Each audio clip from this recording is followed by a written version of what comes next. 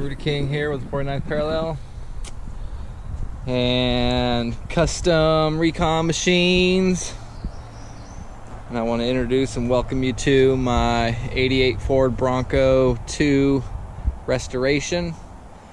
I like to give a little bit of a history on this truck. I got this truck about 10 years ago or more. I had an old Dodge pickup that one day coming back down from gold prospecting ended up blowing up on me. The engine blew up on me, and this one old guy I knew, he was in his 70s, knew through friends, but didn't know him really personally, was driving by, saw me broke down, and he lived in this one little neighborhood not a couple miles away, and was like, hey, I'll give you a tow back to Cedar Grove, which was where one of my friends lived. And I was like, all right, cool. So, we tow my truck back over to Cedar Grove to my friend's house, and he's like, hey, by the way, I got this 88 Bronco 2 for sale. Just did a bunch of work to the engine and the tranny, and ran great and whatnot. And he wanted like $2,700 for it. And I was like, well, I don't have the money for it right now, and I don't know if I want to buy another rig or if I want to put money into my truck at the time and whatnot. And Joe was his name, and Joe's like, well, hey, I hear you do tattoo work.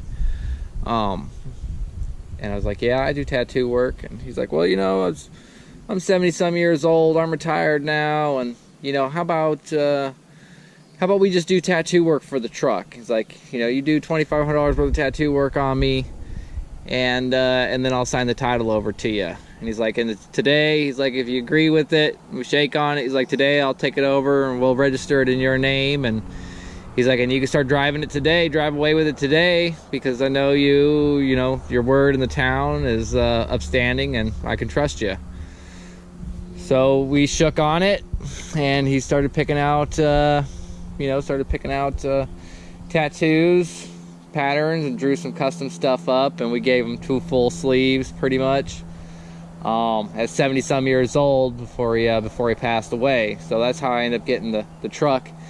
It kind of pretty much just stayed on the property, been the mountain truck, been the the farm truck, the gold prospecting truck, whatever.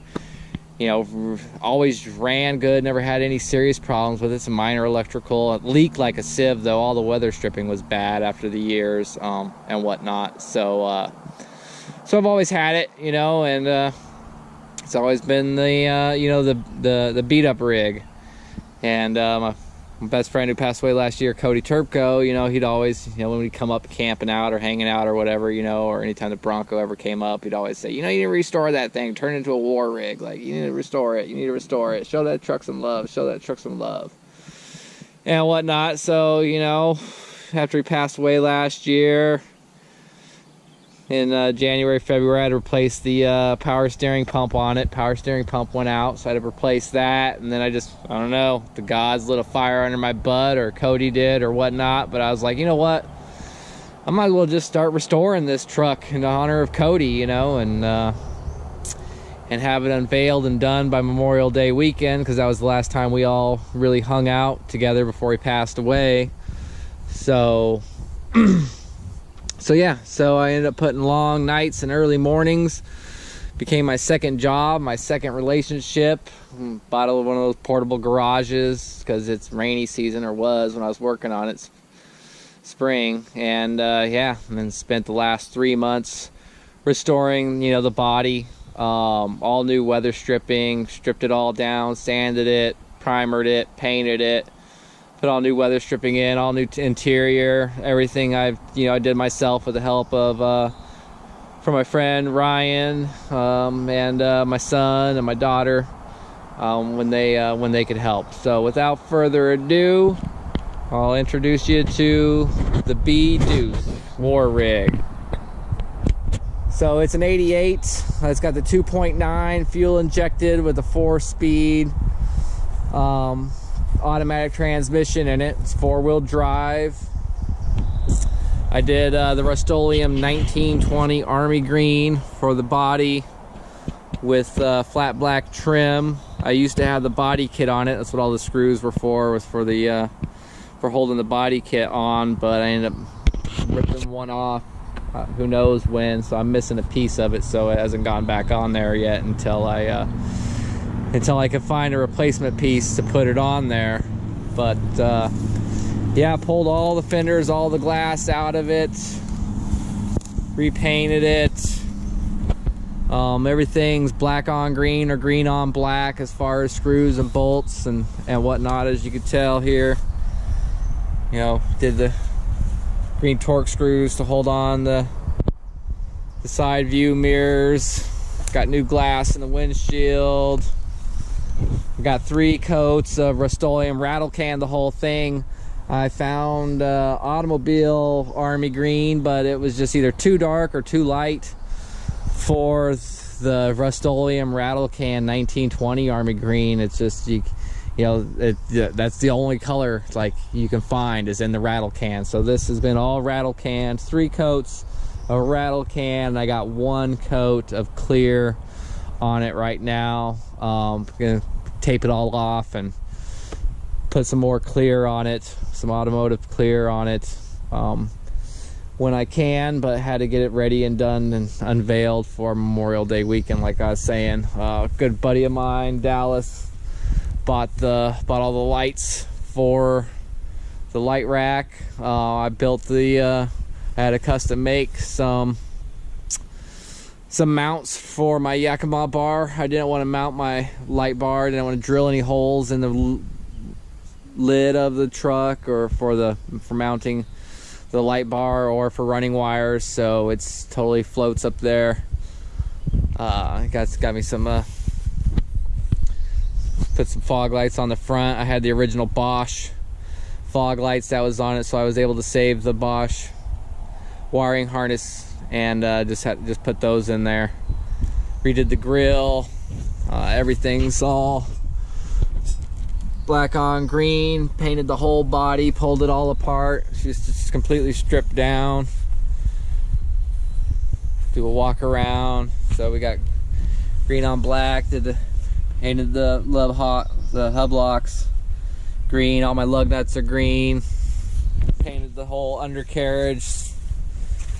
Wire wheeled the whole undercarriage and painted it. The Yakima bar. So my lights, as you can see, run down, come down underneath the window molding, out from underneath it and into the fender, into the engine compartment, to the battery, so there's no possible ways of anything to leak.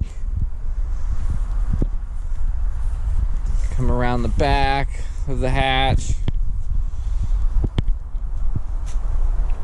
and this thing was it was all black with tan interior, really rusty, beat up over the years. Did a lot of body work on it, Bondo and sanding. Like I said, it was just a fun rig just to tear around in and not give two qualms about it. So we'll go inside and look inside from the back hatch.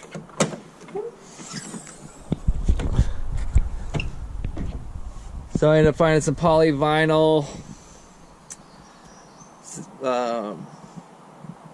what do you call that, kind of a kick grate or kick plate, can't remember what that's called, for the interior. So we got that lined in the back of the trunk, and then I ended up doing on the back of the seats. When the seats fold down, it had some really nasty brown shag carpet on the back of it, so I was able to put that on there.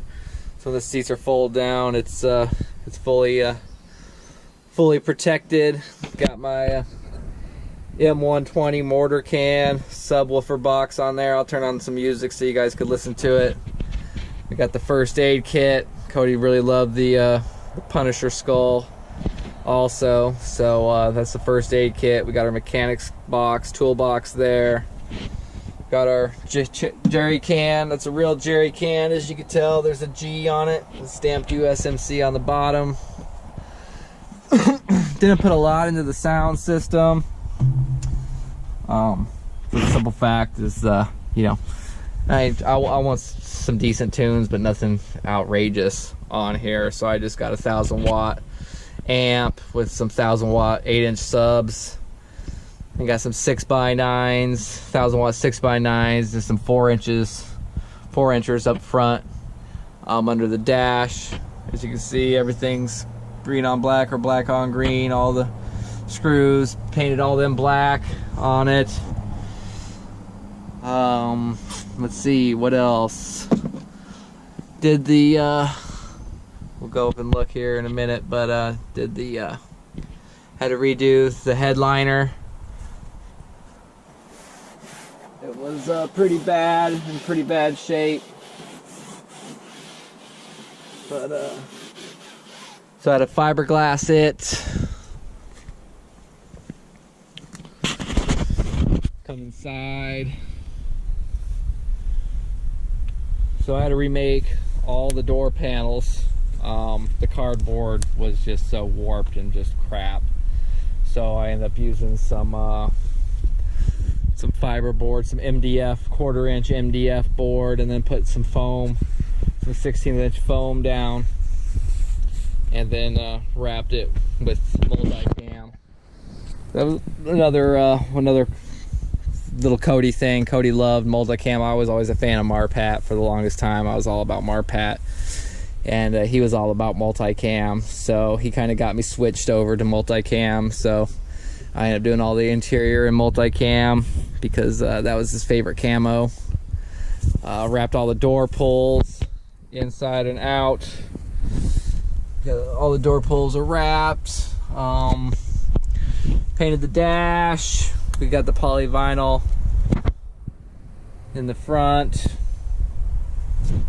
and the back of the back seats, and I just did kind of a cover pull on all the seats, which really looks good with the original tan. So that's all it is just a cover on them, which you can pull off and put on, except the rear seats are on there pretty good.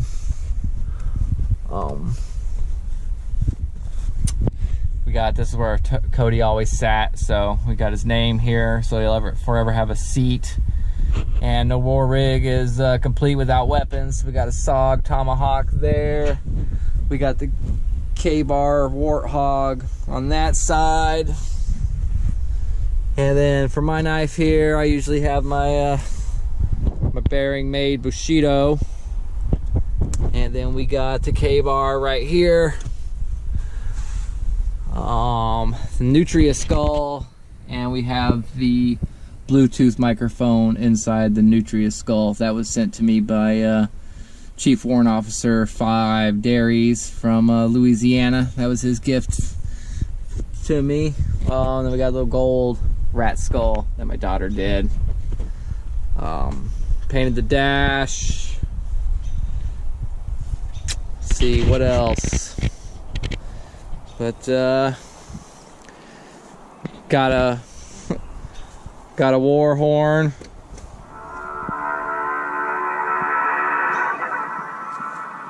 Gonna get a good air horn on here. Let's listen to the sound system on here. I got the Kenwood KDC X303 in there, and I got the 6x9s, and the 4 inches are hooked just to the radio, and the subwoofer is just ran by the amp.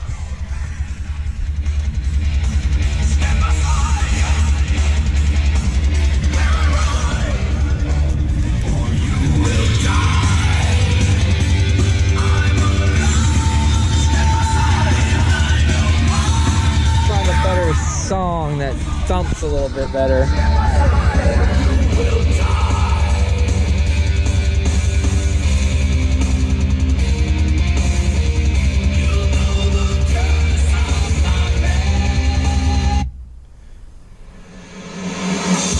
Here we go.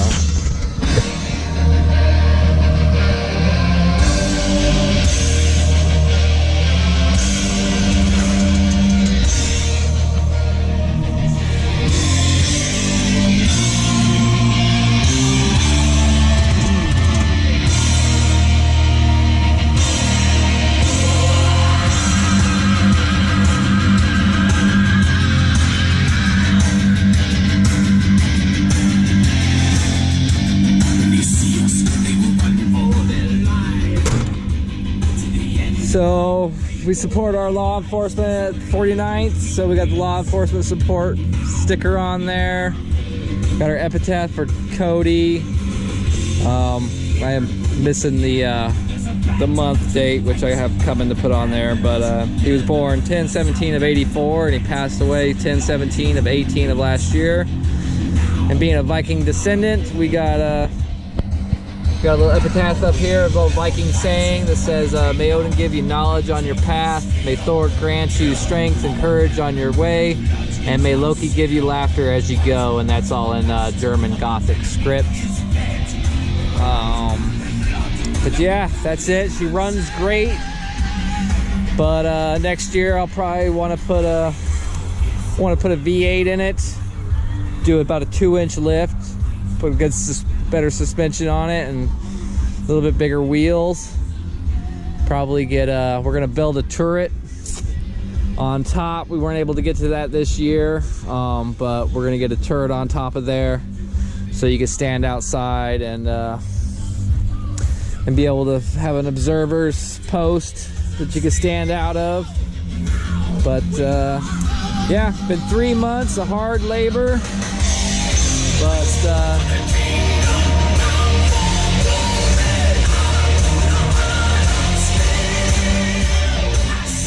yeah, a lot of people wonder if that ammo can is real tinny sounding, which it was when I first did it, but I had to wrap it with some foam inside, and that took the tinniness right out of it.